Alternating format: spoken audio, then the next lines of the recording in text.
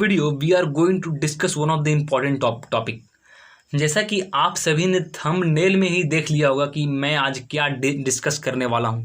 और आज का जो ये सेशन है, ये बहुत सारे कैंडिडेट के मन में डाउट रहता है कि 12th के बाद हम क्या करें, हायर स्टडीज़ के लिए जाएं या गवर्नमेंट जॉब की तैयारी करें, गवर्नमेंट जॉब का फॉर्म फिल कर दें। और ये सारे डाउट का सॉल्यूशन मैं आज आपको इस वीडियो में देने वाला हूं।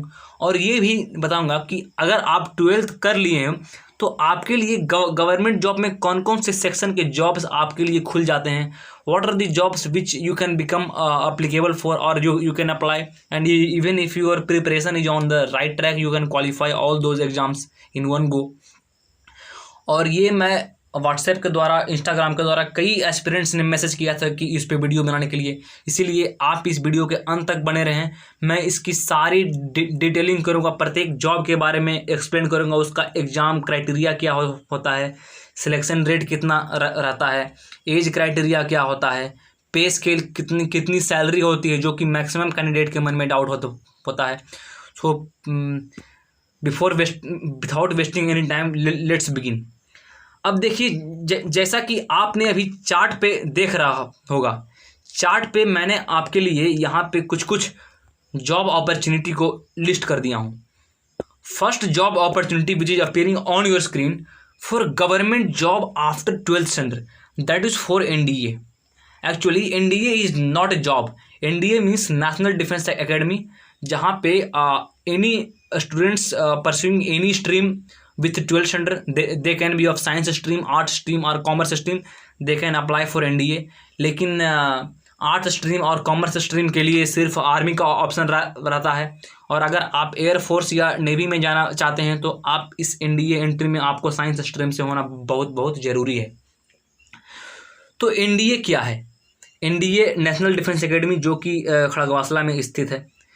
इसके लिए आपको एक रिटन एग्ज़ाम से होकर गुजरना पड़ता है, जो कि UPSC लेता है। उसके बाद आपको एक इंटरव्यू से होकर गुजरना पड़ता है, जो कि SSB कहा जाता है। इसके बाद आपको एक मेडिकल एग्ज़ाम से गुजरना पड़ता है, उसके बाद मेरिट निकलता है, उसके बाद जाके आपकी ज्वाइनिंग NDA पुणे खड़गवासला में होती है। So here it has got very long process and this is the only job which is of A grade gazetted officer rank which you get immediately after 12th standard। और अगर आप NDA में हो जाते हैं तो आपको मिनिमम 3 साल का ट्रेनिंग NDA में मिलेगा, फिर आपको 1 साल का ट्रेनिंग IMA में मिलेगा। उसके बाद after that you become officer in Indian arm forces. Army में आप लेफ्टिनेंट बनेंगे, एयरफोर्स में आप फ्लाइंग ऑफिसर बनेंगे और नेवी में आप बनेंगे सब लेफ्टिनेंट। और इसका पे स्केल कितना होता है? इसका पे स्केल होता है, इसका स्टार्टिंग सैलरी 56,100। ये बेसिक पे स्केल है, मतलब ये बेसिक के अलावा भी आपको कई सारे अलाउंस मिलते हैं। मतलब टोटल अगर मैं सिंपल टर्म में बात करूं, आपको in hand you will get around 80,000 rupees per month as an in hand salary if you do this job NDA, if you join NDA। तो पहला तो आपका NDA था। और NDA के सिलेबस क्या क्या होते हैं? NDA में 2 सिलेबस होते हैं। पहला मैथ होता है, जो कि 300 मार्क्स का आता है, और दूसरा गैट होता है। गैट में क्या क्या आता है? गैट में आपका इंग्लिश आ जाएगा, आपका साइंस आ जाएगा, आपका सोशल स्टडीज़ आ जाएगा, आपका करंट अफेयर्स आ जाएगा। ये completely comprises of 600 mark. So this 600 plus 300, so 900 mark का रिटर्न होता है, और कट ऑफ अराउंड 360 के आसपास जाता है। So if you are getting 360 mark in NDA written then you will be qualifying this exam qualify होने के बाद आपको 900 मार्क्स का इंटरव्यू होता है। इसे भी क्वालिफाई करने के बाद मेरिट बनता है, उसके बाद आप ज्वाइनिंग करते हैं। आई होप सभी लोग NDA के बारे में समझे होंगे। अब आपके लिए अगली जॉब अपॉर्चुनिटी है SSC CHSL। SSC के बारे में तो आप सुना ही होगा कि कई सारे स्टूडेंट्स, कई सारे एस्पिरेंट्स SSC की तैयारी करते हैं। तो SSC एक एग्ज़ाम लेती है immediately after 12th standard, that is called SSC CHSL। CHSL का फुल फॉर्म होता है combined higher secondary level. Higher secondary का मतलब क्या हुआ? 12th लेवल का exam, combined higher secondary level.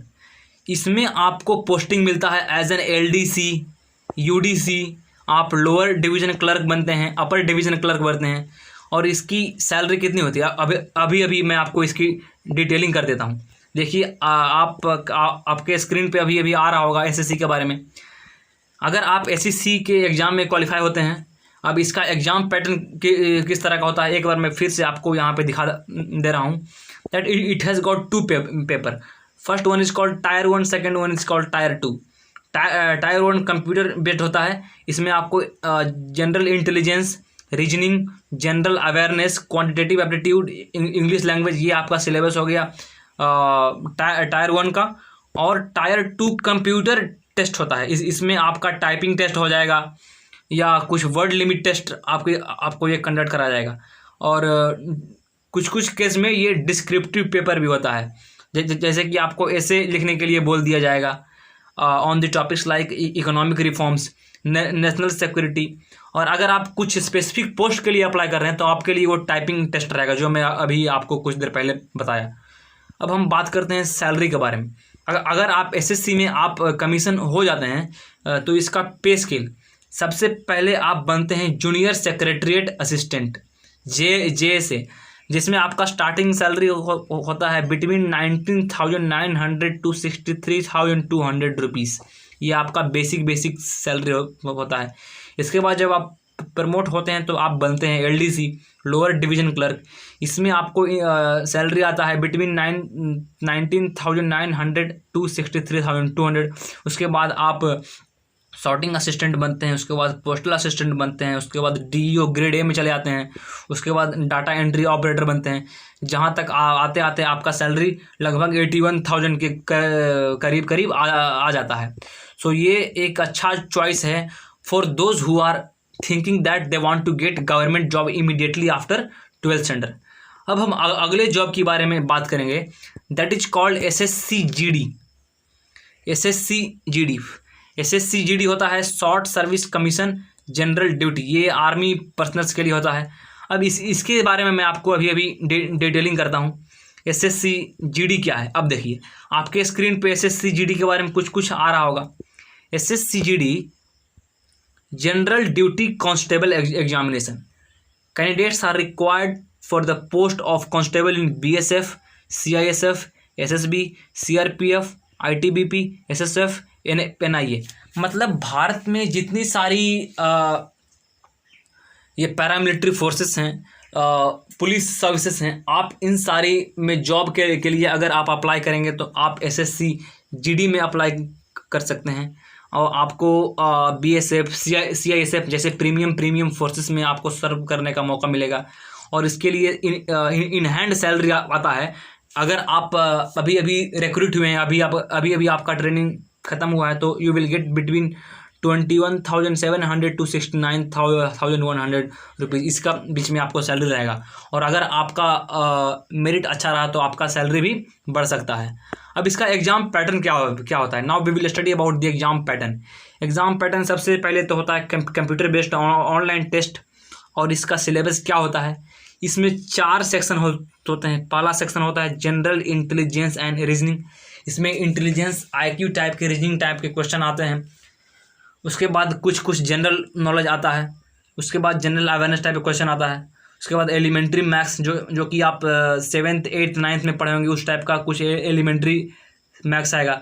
उसके बाद अगर आप इंग्लिश के लिए ऑप्ट कर रहे हैं तो इंग्लिश, और अगर आप हिंदी मीडियम में ऑप्ट कर रहे हैं तो आपके लिए हिंदी लैंग्वेज का एक टेस्ट होगा, जिसमें आपको एंटोनिम्स, सिनोनिम्स, पैसेज और ग्रामर के कुछ टेस्ट लिए जाएंगे। अगला टेस्ट आपको एसएससी-जीडी में आता है, that is called physical efficiency test. और ये टेस्ट कब होता है, this test assesses the candidate physical fitness on basis of higher parameter if he and she needs to undergo physical efficiency test race which is followed by biometric technological identification test। इसमें आपका physical test होता है। Physical test में क्या क्या हो सकता है, आपका रनिंग हो सकता है, आपका पुशअप का टेस्ट हो सकता है, आपका पुलअप का टेस्ट हो सकता है। ये सारे फिजिकल एफिशिएंसी टेस्ट में आएंगे। इसके बाद आपका अगला रिक्वायरमेंट होता है physical standard test. Physical standard test क्या होता है, physical standard test is physical standard test, इसमें आपका हाइट, आपका वेट, आपका चेस्ट का एक्सपेंशन, आपका वेस्ट का साइज़, आपका वजन, ये सारे चीज़ चेक किए जाते हैं। किसमें? फिजिकल स्टैंडर्ड टेस्ट में आपका हाइट, चेस्ट एक्सपेंशन, वेट, ये सारे चीज चेक किए जाते हैं। They have a limited criteria, if you have more than that criteria then they may disqualify you.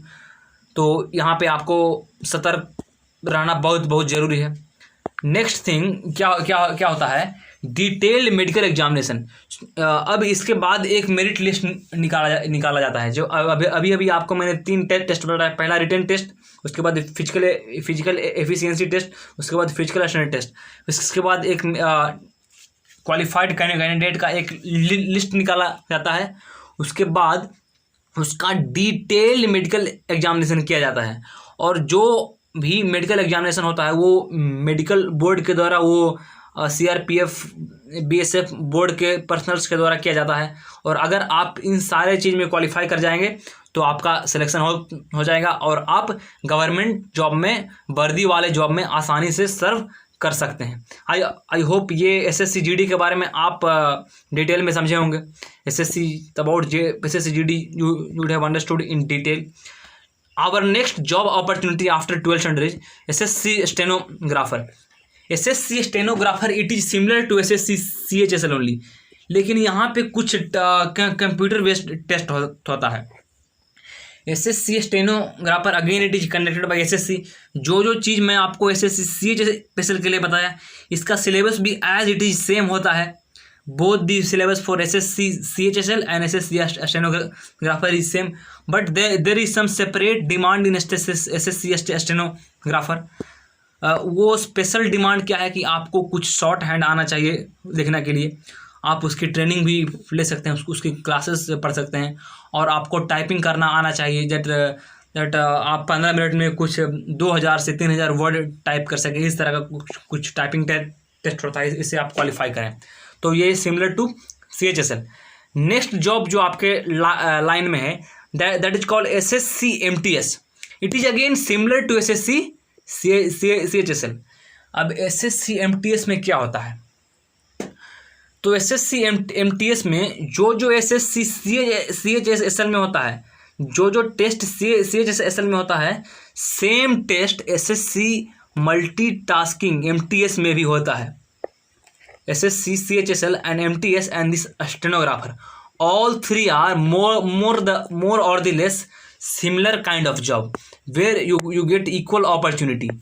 So these three are very much similar to each other, and these two are वर्दी jobs. ये दोनों वर्दी job हैं, और ये sir civil line में job है। Next job opportunity आपके स्क्रीन पे आ रहा है, RRB assistant loco pilot. RRB assistant loco pilot, ये एक्चुअली टेक्निकल ग्रुप का काम है, जिसमें आपके एग्जाम में आपसे मैथ पूछे जाएंगे, फिजिक्स पूछे जाएंगे, केमिस्ट्री पूछे जाएंगे, जनरल अवेयरनेस पूछे जाएंगे, करंट अफेयर्स पूछे जाएंगे, और मैथमेटिक्स पूछे जाएंगे। इसके बारे में मैं आपको डिटेल में अभी आपको बता दे रहा हूँ कि इसके पे स्केल, इसका रिक्वायरमेंट क्या होता है। देखिए, लोको पायलट के बारे में अभी हम जानेंगे डिटेल में। अगर आप लोको पायलट में ज्वाइन हो जाते हैं टेस्ट वगैरह दे करके, तो जो पे स्केल होता है वो अराउंड 5200 का पे स्केल होता है। तो टोटल इन हैंड सैलरी आपको लगभग 35,000 पर मंथ आपको मिल लगता है। On average the starting in hand salary earned by loco pilot is 35,000 per month. मतलब आपको लगभग 35,000 रुपीज़ पर मंथ आपको in hand salary assistant loco pilot में आने लगा। अब प्लस इसमें आपको कई सारे अलाउंस मिलेंगे। Those allowance are dearness allowances, house rent allowance, मतलब आपको रेंट के लिए कुछ पैसे दिए जाएंगे सरकार की तरफ से। ट्रांसपोर्ट अलाउंस मिलेंगे, आपको ट्रांसपोर्ट में कुछ छूट मिलेगी। आपको रनिंग अलाउंस मिलेंगे, ए फिक्स्ड अमाउंट फॉर, आप अगर जो 100 किलोमीटर की दूरी ट्रैवल करते हैं एज ए लोको पायलट, अगर आप 100 किलोमीटर ट्रेन को चलाते हैं तो आपको कुछ रनिंग अलाउंस मिलेगा। अगर आपका ड्यूटी नाइट टाइम में दिया गया है तो आपको नाइट ड्यूटी अलाउंस मिलेगा। तो इसी तरह से कई तरह के allowances. So in total if you get in hand salary that will be around 35,000 rupees per month. I hope सभी लोग ये समझे होंगे। about RRB assistant loco pilot. RRB assistant loco pilot mainly it is deals with railway. RRB मतलब railway recruitment board assistant loco pilot, ये mainly railway का job है. Our next job which is in line is air force X and Y group. बहुत सारे aspirants का एक सपना रहता है कि वो डिफेंस में जाएं, वर्दी पहने और एक डिफेंस में सर्व करने का मौका मिले. और जो बच्चे एनडीए नहीं क्वालिफाई करते हैं तो उनका एक सपना और रहता है, that is called air force X and Y group. It is of two types, one is x group, one is called by group.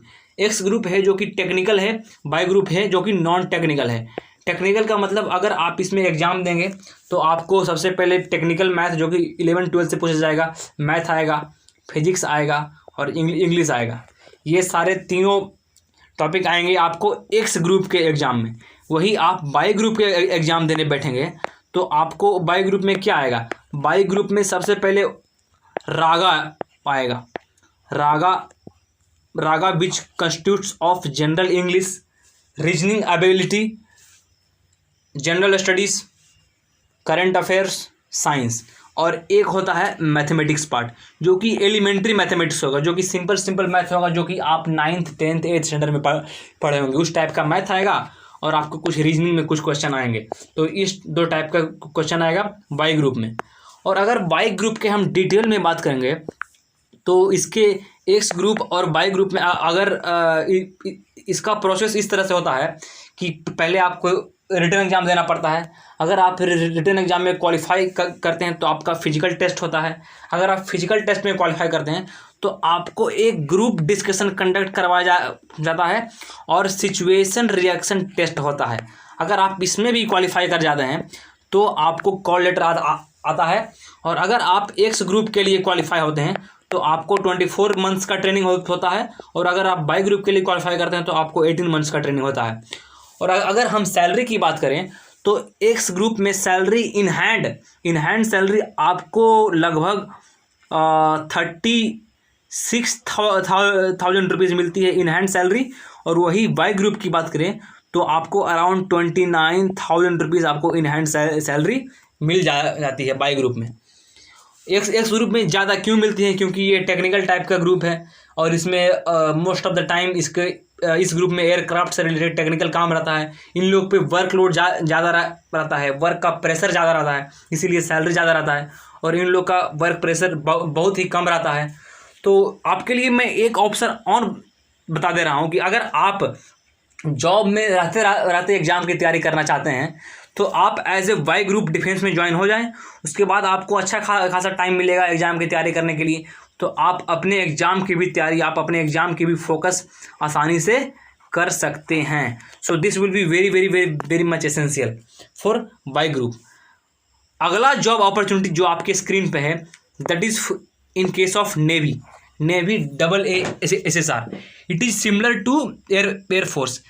Air force में आपको air force which is related to aircraft, लेकिन नेवी में you should deal with naval ships, naval submarines, और navy का technical group, navy का non technical group.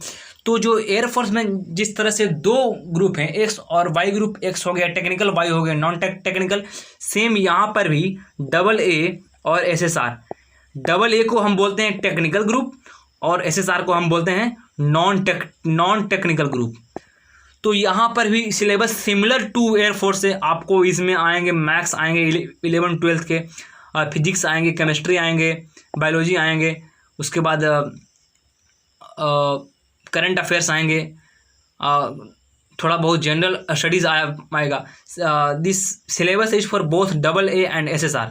और अगर आप ट्रेनिंग पीरियड की बात करेंगे तो इसका ट्रेनिंग INS चिल्का जो कि उड़ीसा में स्थित है तो वहाँ होता है. और ट्रेनिंग पीरियड की बात करें तो इसका ट्रेनिंग पीरियड लगभग सिमिलर AA का ट्रेनिंग पीरियड अराउंड 24 मंथ और SSR का ट्रेनिंग पीरियड जो कि नॉन टेक्निकल है वो कि 18 मंथ. इसके बाद आप as a seaman recruit हो जाते हैं इंडियन नेवी में. उसके बाद आपको सैलरी भी इन हैंड में आना स्टार्ट हो जाता है. सो ये एक तरह से जो भी डिफेंस में एज ए पैसन है कि जो डिफेंस में जाएं, वर्दी पहने, जिनका एक सपना है, तो उनके लिए ये एयरफोर्स वाला जॉब और एक नेवी वाला जॉब ये बहुत बहुत बहुत बहुत बहुत इंपॉर्टेंट है और बहुत बहुत अच्छा खासा ये आपको रेपुटेशन भी देगा समाज में। और अब हम बढ़ेंगे अपने अगले जॉब की ओर। Our next job is Indian coast guard. Indian Coast Guard is again the fourth defense force of our Indian defense. Again it is similar to the Air Force Action by Group. यहाँ पर भी exam criteria वही same है। आपको physics आएगा, chemistry आएगा, 11-12 का math आएगा, जनरल स्टडीज़ आएगा, रीजनिंग आएगा, मैथ आएगा। तो इसमें भी आपको इन हैंड सैलरी लगभग similar to X and Y group में ही मिलेगा। सो मैंने आपको आज 3 फोर्सेस के बारे में बताया, एक एयरफोर्स, एक नेवी और एक कोस्ट गार्ड। ये तीनों फोर्स अगर आपको डिफेंस में सर्व करना एक पैसन है, एक जुनून है, वर्दी पहनना एक जुनून है, तो आपके लिए ये तीनों एंट्री बहुत बहुत इंपॉर्टेंट है और इसका फ्यूचर में स्कोप भी बहुत बहुत बहुत हाई है और इसका पे स्केल भी थोड़ा अच्छा खासा है। जैसे ही आप रिक्रूट होंगे तो बाई ग्रुप में आपको लगभग 30,000 रुपीज़ पर मंथ मिलेगा और एक्स ग्रुप में अराउंड 36,000 रुपीज़ पर मंथ मिलेगा। I hope all of you have got this one. और last job after 12th standard, if you have completed 12th, that is called security forces. मतलब अगर आप CRPF BSF में as a peon, as a चपरासी join करना चाहते हैं, as a सरकारी पियोन, तो सिक्योरिटी फोर्सेस का एग्ज़ाम जो कि CRPF BSF कंडक्ट करवाती है SSC के थ्रू। अगेन ये सिक्योरिटी फोर्स का एग्ज़ाम SSC कंडक्ट करती है। अगर आपको पैरामिलिट्री में सर्व करना एक जुनून है, एक अंदर से दिल है, सपना है, तो आप इस सिक्योरिटी फोर्स का एग्ज़ाम भर सकते हैं, जो आपके लिए बहुत बहुत इंपॉर्टेंट होगा और आपको पैरामिलिट्री फोर्स में सर्व करने का मौका मिलेगा। आपको कभी कभी ड्यूटी सी पोर्ट पे मिल जाएगा, कभी कभी एयरपोर्ट पे ड्यूटी मिल जाएगा, जो कि अच्छा खासा रिस्पेक्ट गेन करता है सोसाइटी में। मतलब सरकारी जॉब ही एक तरह से अच्छा खासा रिस्पेक्ट गेन करता है समाज में। So if you have any doubt you can take the screenshot of this. और अगर आपको कोई डाउट आ रहा है गवर्नमेंट जॉब आफ्टर 12th, और अगर आप चाहते हैं कि मैं वीडियो बनाऊँ ग्रेजुएशन के बाद कौन कौन सी गवर्नमेंट जॉब है, तो आप इस वीडियो के कमेंट में जाकर कमेंट करें, so that I will make job opportunity after graduation also, so that you can have a better clarification in your mind and you don't have any doubt regarding your career option। अगर आप इनमें से कोई भी exam आप एक career के रूप में चूज करना चाहते हैं, तो आप वीडियो के सेक्शन में, कमेंट सेक्शन में जाके कमेंट करें कि मैं इस एग्ज़ाम के लिए इंटरेस्टेड हूँ, जिससे कि मेरे को लगेगा कि you have understood the entire video. But still if you have doubt you can ask us on the comment section. So once again I thank you for tuning till the end. Jai Hind.